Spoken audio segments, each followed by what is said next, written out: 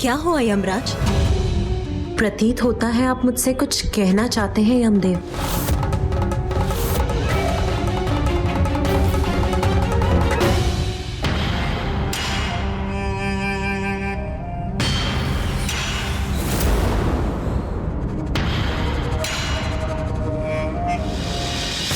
हाँ माता, हम अपनी संपूर्ण दिवस आपसे अपनी चिंता साझा करने का प्रयास करते रहे हैं, किंतु प्रतीत होता है कि उसका योग्य समय अभी आया हो। माता, मुझे यहाँ आने से पहले चित्रगुप्त ने मेरा ध्यान एक और एकत्रित किया। उन्हें ज्ञात हुआ कि आज भी पुनः वही योग प्रकट होने वाला है जो 1 वर्ष पहले हुआ था गणेश जी के साथ, जिससे दुर्भाग्यवश गणेश जी का शिष्य उनके धड़ से अलग हो गया था।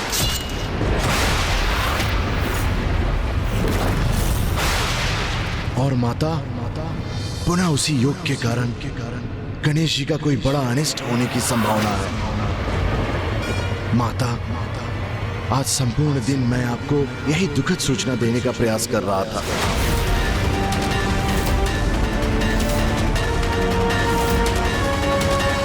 ऐसा दुस्साहस कैसे किया आपने यमराज?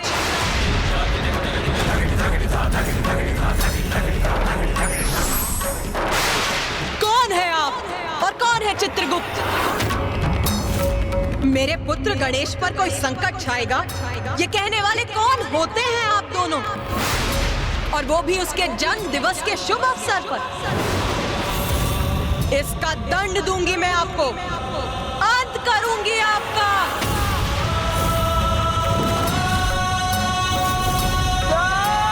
नहीं।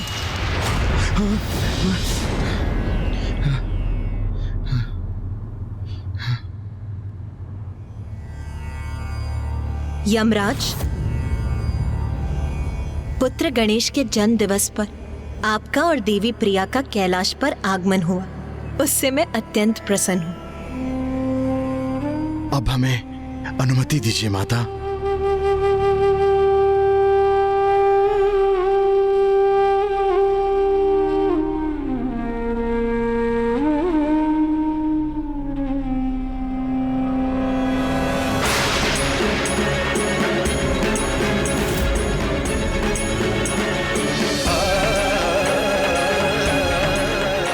जो मैंने अपनी कल्पना की शक्ति से देखा, वो दृश्य मेरी आशंका का ही प्रत्यक्ष रूप था।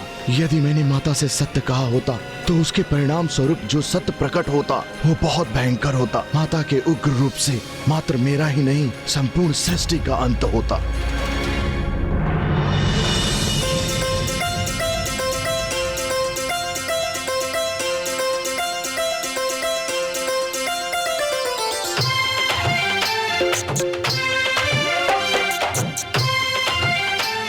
अब मैं सभी के द्वारा लाए गए मिष्ठान ग्रहण करने के लिए तैयार हूँ। माँ, बुआ जी के उपहार स्वरूप लाए गए मिष्ठान से ही आरंभ करता हूँ।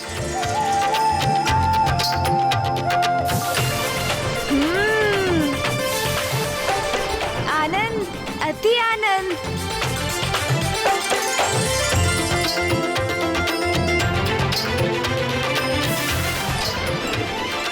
अरे वाह, ये तो अत्यंत स्वादिष्ट है।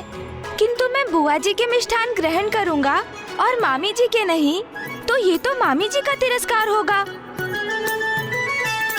जो सर्वथा अनुचित है ना माँ? हाँ पुत्र, ये तो सर्वथा अनुचित होगा।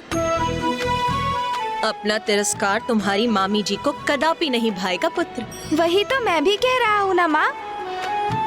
तो क्यों ना मामी जी के मिष्ठानों का स्वाद भी ले ही लेता हूँ।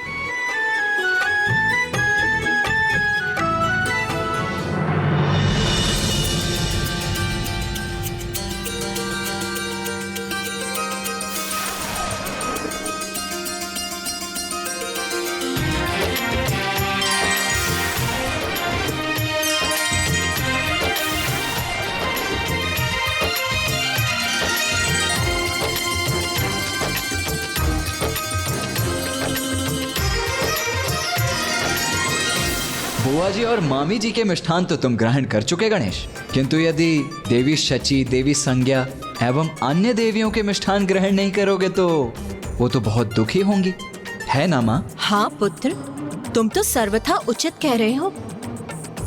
ना ना ना, मैं माताओं के दुख का कारण बनूं, ये मुझे स्वीकार नहीं। अब तो मुझे ये सभी मिष्ठान ग्रहण करने ही होंगे।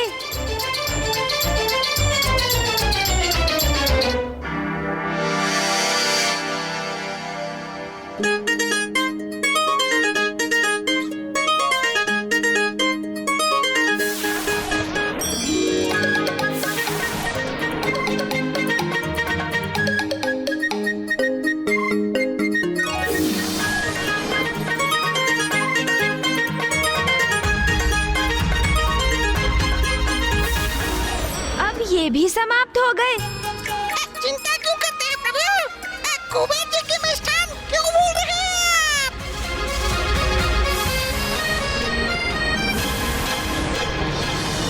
माँ, पुत्र, इंद्रदेव को अपना तिरस्कार अपने अपमान के समान नहीं प्रतीत होगा क्या? हाँ हाँ माँ, मैं उनका हृदय कैसे दुखा सकता हूँ भला? नंदी जी, समझ गया प्रभु। ये आप क्या कह रहे हैं भैया? हाँ, मामी जी, बुआ जी, माँ एवं समस्त देवियों के हृदय की चिंता है तुम्हें। अपने उदर को इतने कष्ट में डालकर उनके मिष्ठान तो ग्रहण कर चुके तुम, किंतु जो मैंने नंदी जी और तोतला जी ने किया है,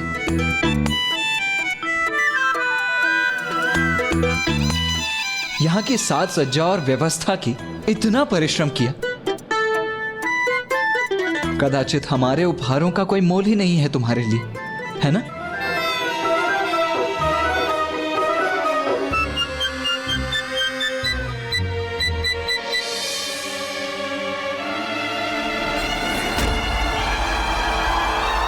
नहीं भैया, अपनों का स्नेह तो सबसे मूल्यवान होता है, और मैंने सबसे उत्तम उपहारों को तो अंत के लिए बचा के रखा था।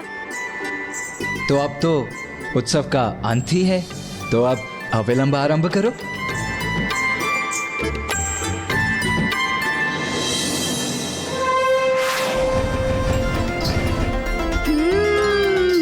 आपका स्नेह रूपी मोदक तो सर्वाधिक मधुर है भैया।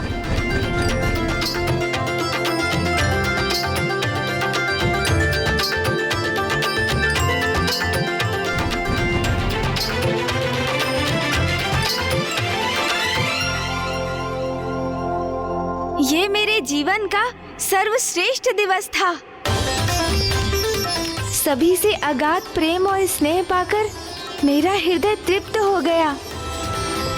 तो मैं भी संकल्प लेता हूँ कि आज के बाद मेरे जन्म दिवस गणेश चतुर्थी पर जो भी भक्त मेरा स्मरण करेगा, मैं उसकी मनोकामना अवश्य पूरी करूँगा, उसे मनोवांछित वरदान दूंगा।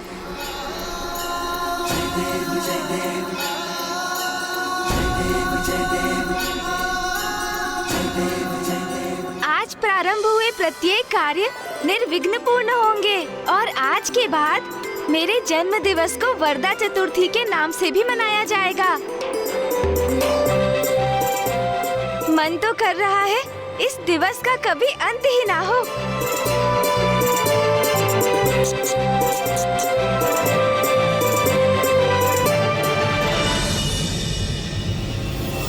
मेरे जीवन का सबसे दुखदाई दिवस रहा है ये। कितनी ख्याति सुनी थी मैंने महादेव की। जगत पिता है वो, दया और करुणा के सागर है वो। क्या जगत पिता अपनी संतानों के साथ ऐसा दुर्व्यवहार करते हैं? मैं तो उनसे भेंट कर अपने पुत्र होने का सम्मान प्राप्त करना चाहता हूँ। क्या वो अनुचित है माँ? यही तो मैं तुम्हें दीर्घ काल से समझाने का प्रयास कर रही हूँ पुत्र। महादेव के दर्शन पाना इतना सरल नहीं है। उसके लिए उनका सम्मान, उनका स्नेह अर्जित करना होगा। तुम्हें घोर तप करना होगा पुत्र। तप करो पुत्र, महादेव को पाने का तप करो। एक बार तुमने महादेव का स्नेह प्राप्त कर लिया, उनके हृदय में अपना स्थान स्थापित कर लिया, तो वे तुम्हें कभी नहीं ठुकराएंगे। उचित है माता। यदि उनके निकट पहुंचने का यही मार्ग है तो मैं तप करूंगा। महादेव को पाने के लिए मैं घोर तप करूंगा माता।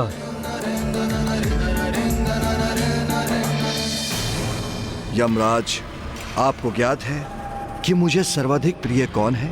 जो सर्वाधिक प्रिय देवता हैं और जो मेरे हृदय के सबसे निकट है, वो हैं आप।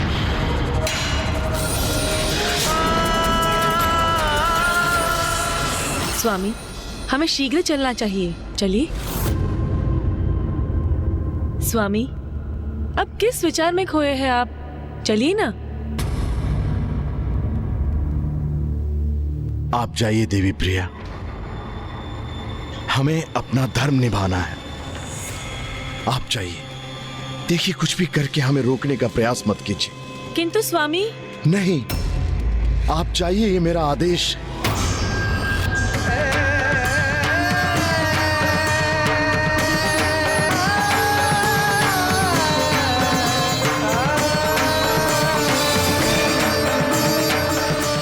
वाह, आनंद आ गया। इसे कहते हैं जन्म दिवस का भोज। अच्छा माँ, अब मैं विश्राम करने चला।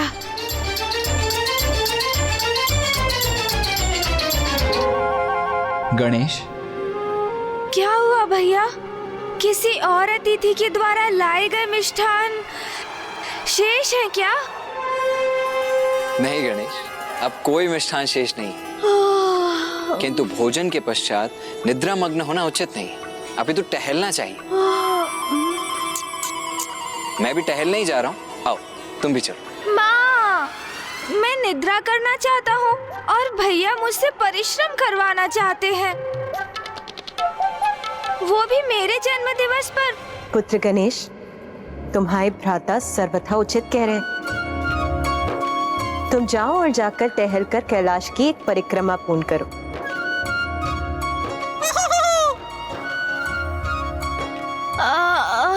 अच्छा, जैसी आपकी आज्ञा माता।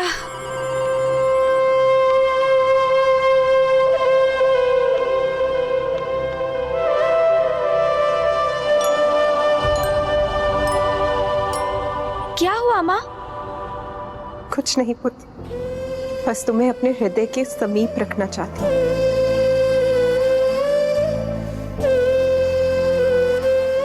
क्या हुआ माँ?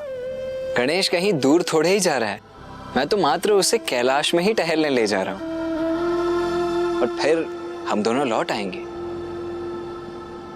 किंतु माँ, यदि आप नहीं चाहती हैं तो मैं नहीं जाऊंगा। देखा माँ, आपके दुलार को कारण बनाकर ये टहलने से बचना चाहता है।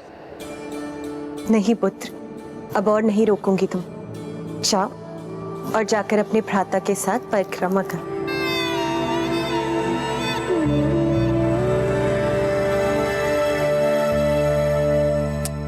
चलो गणेश, आओ। माँ,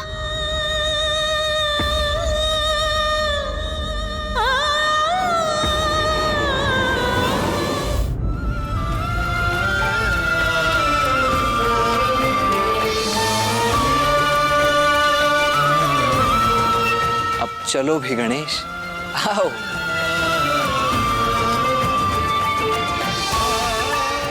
ज्ञात नहीं क्यों अपने पुत्र गणेश को लेकर मुझे अचानक विचित्र सी आशंका हुई। नहीं नहीं, गणेश का जन्म दिवस, इसीलिए मैं इतनी भावुक हो रही हूँ। मेरा पुत्र विघ्न हरता है, तो भला उस पर कोई संकट कैसे आ सकता है?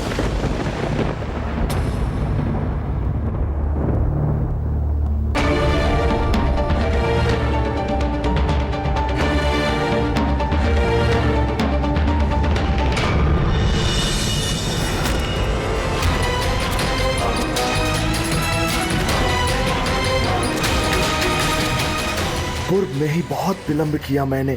अब शीघ्र मुझे माता पार्वती तक पहुंचना होगा।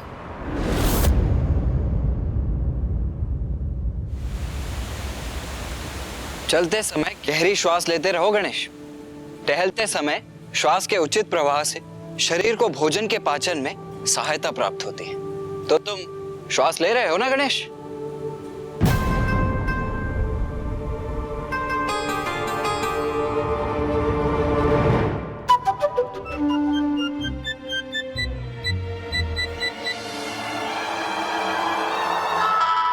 गणेश, तुम यहाँ टहलने आए हो, यहाँ रुककर पुष्पों की सुगंध का आनंद लेने नहीं। चलो मुझसे गति मिलाकर चलो। आज भैया तो मुझे छोड़ने वाले ही नहीं।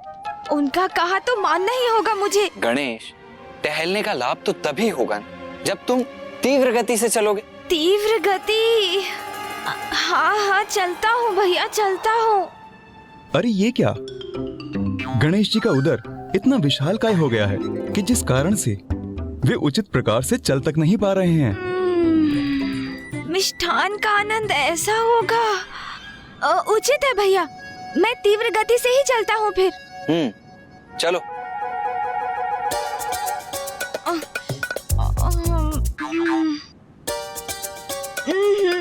भैया से गति मिलाकर चलना तो मेरे वश में ही नहीं।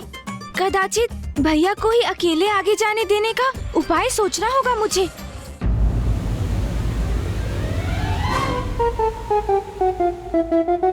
गणेश तो फिर पीछे छूट गया। गणेश, आओ।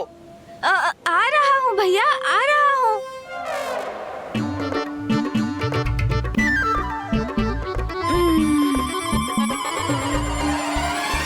चलो। तुम्हारे साथ चलने से तो उत्तम है कि मैं अकेला ही आगे बढ़ जाऊं। आप मुझे ऐसी उलाहना क्यों दे रहे हैं भैया? अभी मैं तो आरंभ ही कर रहा हूँ ना।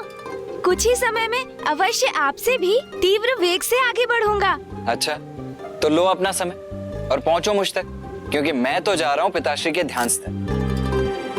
अब मुझे तो ऐसे ही तीव्र वेग से टहलने का अभ्यास है, ठीक है?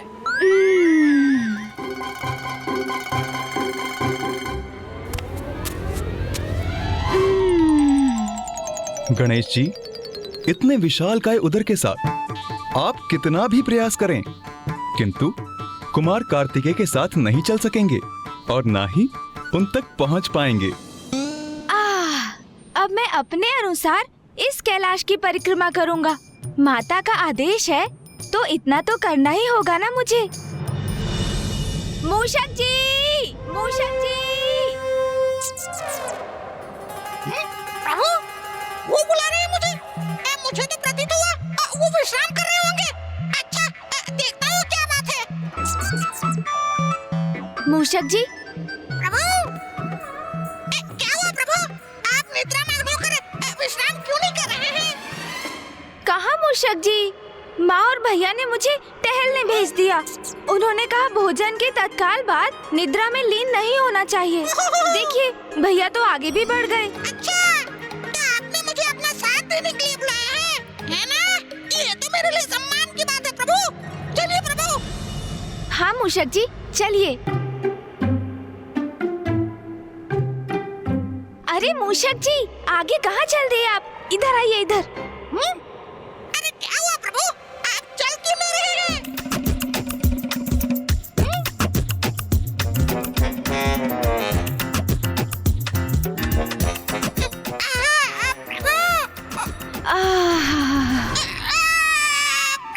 अरे साथ नहीं मूषक जी, मुझे इस परिक्रमा को समाप्त करने में सहायता चाहिए, मेरे प्रिय वाहन।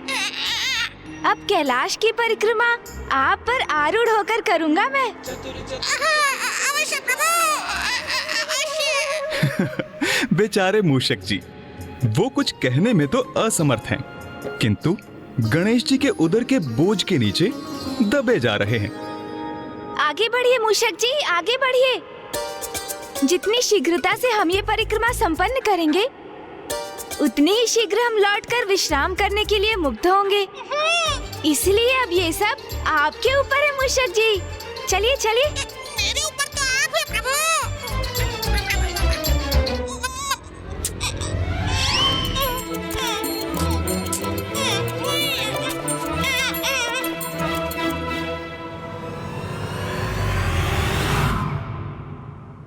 माता, आपकी संध्या की पूजा का समय हो गया है। जी नंदी जी।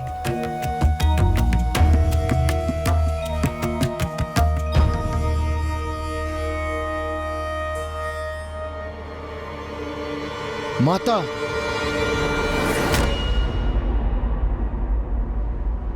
यमराज जी, आप इतने व्याकुल प्रतीत हो रहे हैं। सब कुशल तो है ना? मुझे माता से शीघ्र अतिशीघ्र मिलना है, कुछ बताना है उन्हें। किंतु माता तो संध्या की पूजा के लिए भीतर चली गईं और उनकी पूजा में व्यवधान डालना तो उचित नहीं। आप थोड़ी प्रतीक्षा कर लीजिए। वैसे भी आज की पूजा अति विशेष है। आज गणेश जी का जन्म दिवस है, इसलिए माता को एक विशेष अवधि में पूजा करनी है।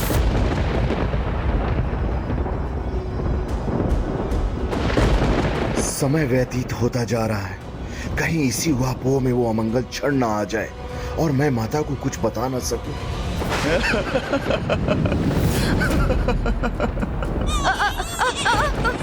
अरे अरे संभालिए मूषक जी, संतुलन बिगड़ रहा है मेरा।